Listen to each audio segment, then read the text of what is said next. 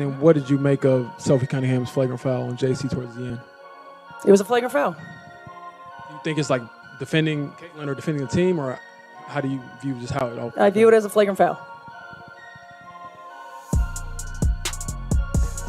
That's about the game too. Yeah, well, I mean, you guys came for basketball. Yeah, Let's talk about basketball. Yeah. Come on now. What do you think of just how you all were able to pull away in the second half, Caitlin in particular? We're going to the Commissioner Cup Championship. Let's go!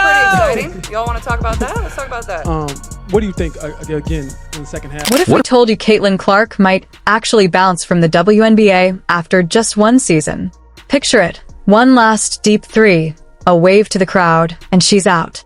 Between refs who whistle like they're running a comedy act and Marina Mabry dishing out NBA record. This is her second season.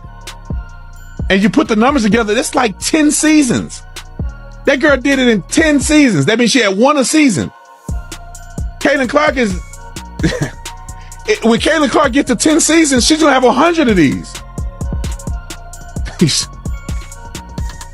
And y'all can't get a girl her roses. Now, I don't like the fact that she be getting woke because she don't want all these lesbians to be mad at. But at the end of the day, is the woman putting in the work, she's putting in the work. And it's official. Fans are fed up watching Caitlin Clark play sacrificial lamb for a league that can't decide whether it wants to grow or gatekeep. For the second straight season, she's the lead in a drama that still expects her to pass the ball, smile for the cameras, sell tickets, absorb the hits, and then thank her haters afterward. Frustration isn't cutting it anymore. Fans are straight up. This is all going according to plan. This is ideal. Caitlin Clark is holding up her end by being awesome and by being a trash-talking jerk on the court. Love it. Her teammates are holding up their end by having her back. The other players in the league are holding up their end by not liking her. Perfect. Couldn't have written a better script. Caitlin is talking trash to this girl. This girl's hard fouling her. Her teammate Sophie Cunningham, who got a black belt in Taekwondo at the age of 6, she's like, I will F you guys up. All of it's great, and Caitlin's a killer. 10 out of 10, no. Let's start with the obvious. Caitlin Clark is single-handedly why anyone talks about the WNBA outside of Tuesday night Twitter spats and high school gym throwbacks. Ratings are soaring, jerseys are flying off shelves, and arenas are packed in cities that didn't even realize they had a team. She's basically the walking, talking, logo-wearing, three-point shooting lifeline. Clark is driving the WNBA insane. It's to the point that she may need to step away from the WNBA, have a billionaire come in that has the money to prove a point and say, Caitlin, I'll pay you $50 million just to see if the WNBA can make it without you. Let's go create a complete different league and expose the hell out of the WNBA just to embarrass this Angel Reese girl that Jameel Hill just said she could go down as a Michael Jordan of WNBA. Yeah. Remember when people said Caitlin Clark was being welcomed into the league like any other rookie? Yeah, if by welcomed, you mean mugged at mid-court while refs whistle Dixie, trip over themselves, and look the other way like they're living in a Looney Tunes cartoon. Caitlin doesn't need a welcome party.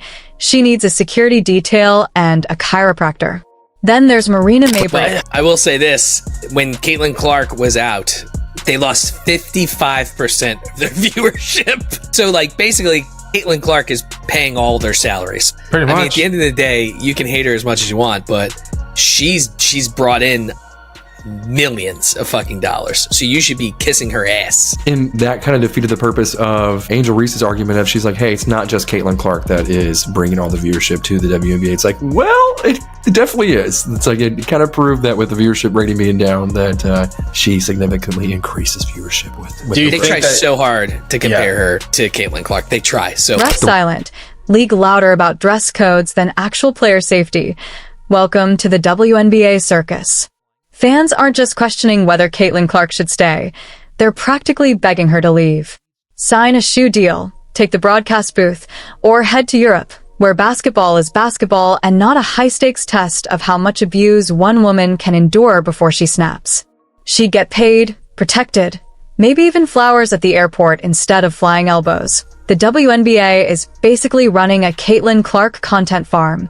Unnecessary drama, Bad calls, zero support. The Fever and Sun hold a brawl and a basketball game breaks out. This was something. Caitlin Clark, without question, gets raked across the face. I think she gets poked in the eye, but it's difficult to tell. If you're the Indiana Fever, you cannot stand by and let that happen. They need to make it clear to the officials. If you're going to let this happen, then we're going to stand up for our player and make a mess of the game, and you're going to have a big mess on your hands. So you need to stand up for this. You need to do something about this. You've just learned with definitive data and beyond question that Caitlin Clark controls more than half the audience for the entire WNBA. And let's not forget the gaslighting.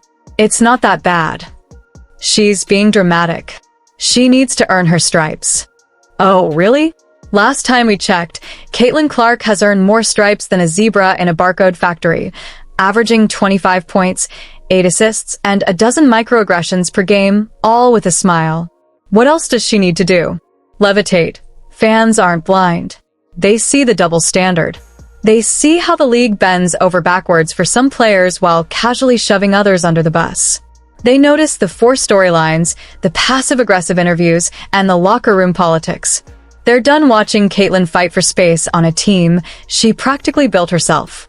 They're done watching her snubbed in all-star voting like it's middle school popularity hour. They're done pretending this is okay. If she leaves after the season, it won't be because she can't handle the league. It'll be because she's smart enough to know when she's being played. And honestly, that exit might be the power move of the century. The league